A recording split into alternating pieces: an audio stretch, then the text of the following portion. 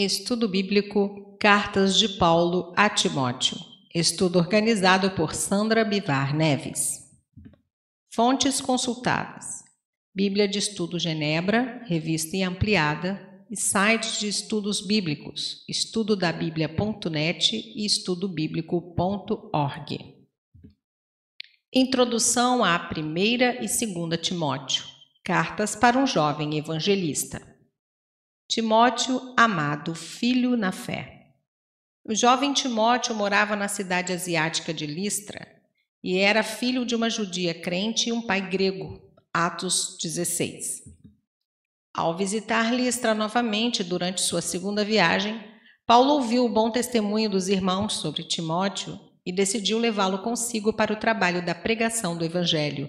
Atos 16, versos 2 e 3. O pai de Timóteo não era cristão, e Paulo logo se tornou como um pai na fé para esse discípulo. O apóstolo mostra grande respeito, confiança e amor por Timóteo, mencionando o discípulo com muita afeição em 8 das 13 cartas que escreveu. Tema das cartas: Timóteo pastoreava a igreja de Éfeso e sua tarefa não era pequena. Paulo o havia deixado com o encargo de corrigir certas pessoas que estavam promovendo o erro doutrinário. 1 Timóteo 1, verso 3.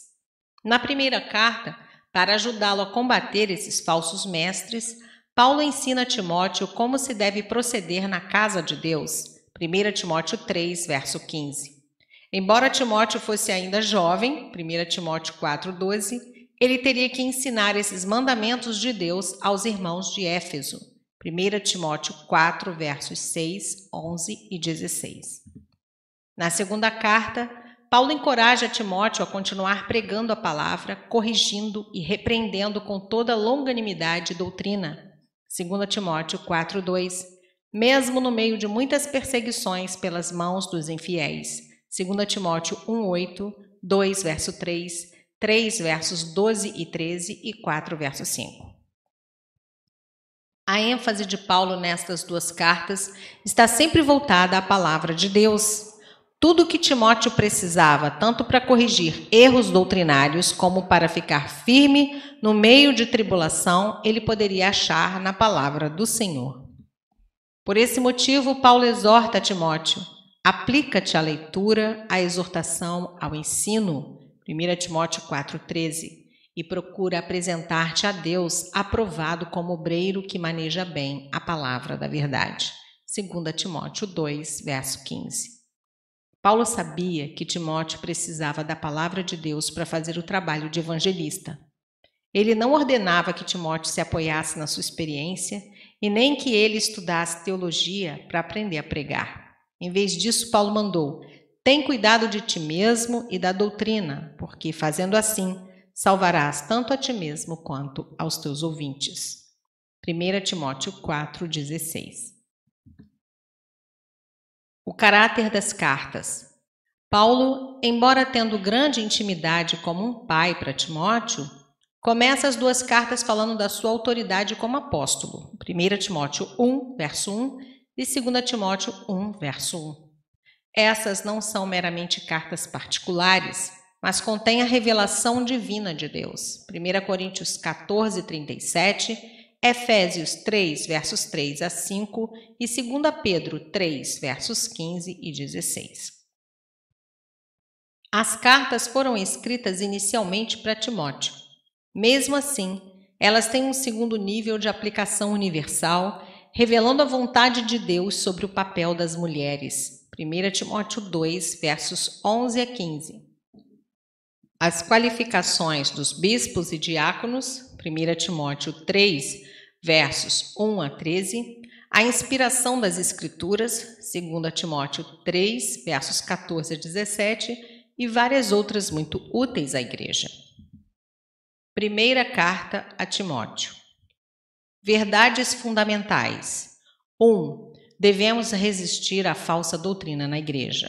2. As doutrinas legalistas afastam as pessoas do verdadeiro evangelho.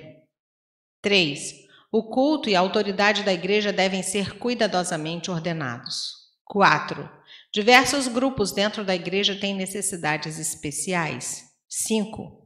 O amor pelo dinheiro não tem lugar no ministério do Evangelho. 1 Timóteo 1, versos 1 a 20. Combate o bom combate. Saudação, versos 1 a 2. Ao escrever para encorajar o jovem Timóteo, Paulo assume os dois papéis, de apóstolo e de pai espiritual. Como apóstolo pelo mandato de Deus, suas palavras carregam a autoridade da revelação divina e devem ser obedecidas como sendo de Deus. 1 Coríntios 14, verso 37. Como pai, escrevendo para seu verdadeiro filho na fé, suas palavras têm um tom de afeição e oferecem conforto. Paulo confirma a sua autoridade apostólica para se identificar e afirma que Jesus é o fundamento da esperança cristã, porque ele é o mediador da nova e eterna aliança. A saudação judaica paz significa saúde e plenitude de vida. Contra doutrinas falsas, versos 3 a 11. Paulo lembra a Timóteo o propósito do seu trabalho como evangelista em Éfeso. A correção do erro. Certas pessoas estavam deixando de ensinar a doutrina de Cristo em favor de outra doutrina e fábulas e genealogias sem fim. Por causa dessas coisas, alguns não estavam crescendo no serviço de Deus, mas estavam se perdendo em discussões inúteis, versos 3 e 4. Timóteo precisava exortar a igreja acerca de amor, de coração puro, consciência boa e de fé sem hipocrisia, verso 5. Onde não há amor pela verdade de Deus e pelas pessoas que precisam da salvação, a consciência se engana e, ao seguir e ensinar com fervor as doutrinas de homens, a fé e as obras se tornam vãs e hipócritas.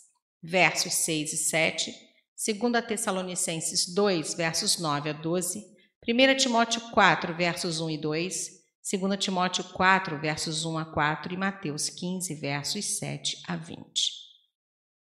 O uso legítimo da lei, doutrina de Deus, é a correção dos que erram, e não a criação de polêmicas e discussões, versos 8 a 11, 2 Timóteo 3,16, Romanos 7,7, Gálatas 3,19. Quem discute a doutrina de Deus sem primeiramente ouvi-la e obedecê-la comete um grande erro. Mateus 22, versos 23 a 33.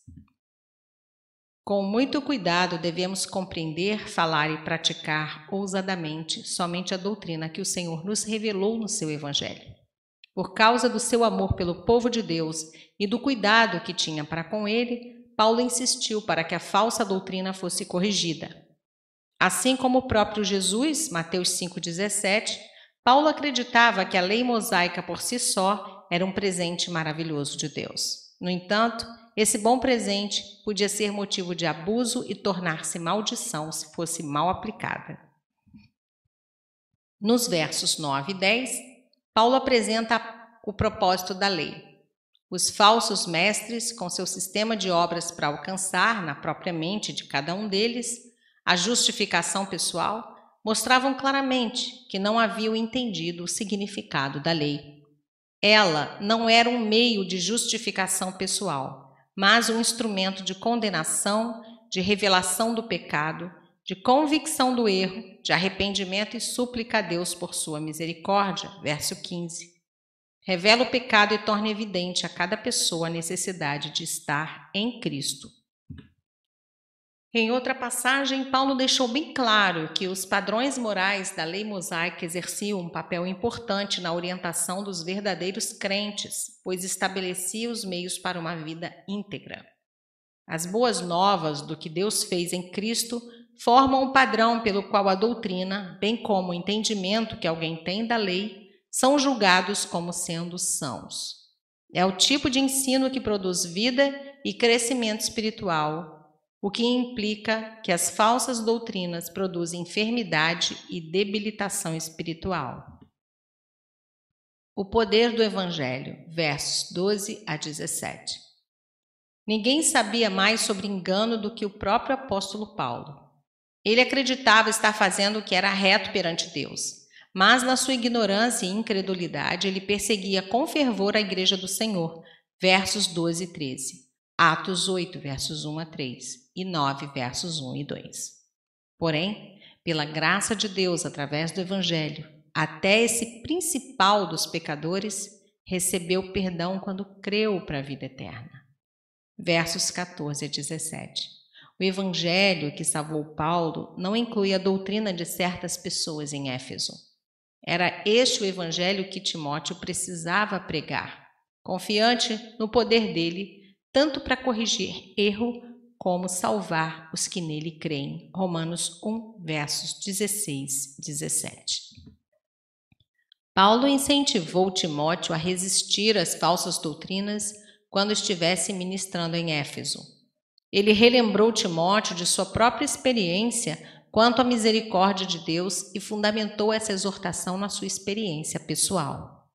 Em oposição aos mestres legalistas de Éfeso, Paulo testemunhou que a misericórdia divina lhe havia dado a salvação e sustentava o seu ministério cristão. Paulo não quis sugerir que sua ignorância e incredulidade foram a base para a misericórdia de Deus. O Senhor concedeu a Paulo aquilo de que ele precisava e não o que ele merecia. Quando Paulo diz que ele era o principal dos pecadores, ele se referiu não apenas à perseguição da igreja que ele fazia antes de sua conversão, mas também à grandeza do pecado e à oposição a Deus, da qual Jesus o havia salvo. Paulo é um exemplo perfeito da graça de Jesus sobre os pecadores. Mas, sem a influência e poder do Espírito Santo, Paulo continuaria a praticar as mesmas atrocidades do passado antes de sua conversão. Essa autoavaliação se opunha aos mestres legalistas que proclamavam a capacidade de atingir a justificação por meio da própria obediência à lei. Cristo demonstrou longanimidade infinita em relação a Paulo. O padrão legalista apresentado pelos falsos mestres se opunha à realidade da vida cristã que dependia da longanimidade de Cristo.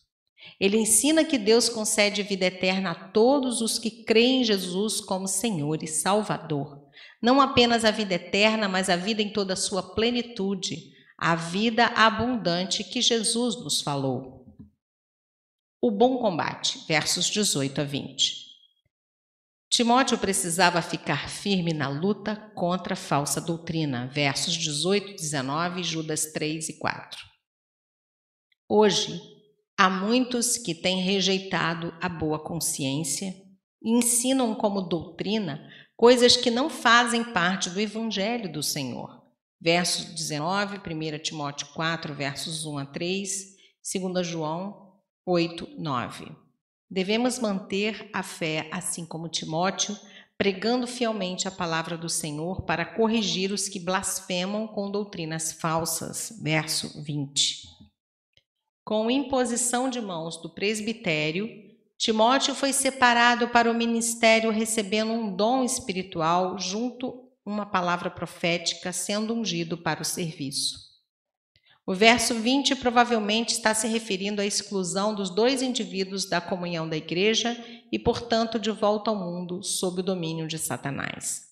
O propósito da exclusão era o de disciplinar para que os dois reconhecessem seus erros e se arrependessem de suas blasfêmias.